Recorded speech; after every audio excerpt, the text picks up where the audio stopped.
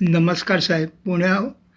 पुण्यावरनं आम्ही 23 लोकांचा ग्रुप 3 तारीखला रात्री आणि 4 तारीखला सकाळी पुण्यावरनं आम्ही दिल्लीला गेलो. दिल्लीवरनं आम्ही काठमांडूला आलो. काठमांडूला 4 तारीखला मुक्काम केला. 5 तारीखला आम्ही पोखराला गेलो. 5 आणि 6ला आम्ही पोखराला होतो.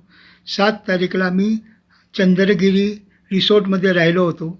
8 तारीखला आम्ही 8 तारीखला चंद्रगिरी रिसॉर्टवरनं निघून आम्ही काठमांडूला पोचलो आणि रस्त्यातच आम्हाला कर्फ्यूचा त्रास झाला. तर बसमध्ये आम्ही रस्त्यामध्ये उतरलो आणि हॉटेलपर्यंत आम्ही चालत गेलो.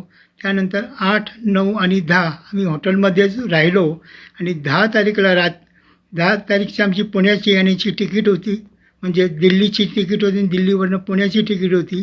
तर आम्ही एअरपोर्टवर पोचू शकलो ना, फ्लाईट रद्द झाल्यामुळं.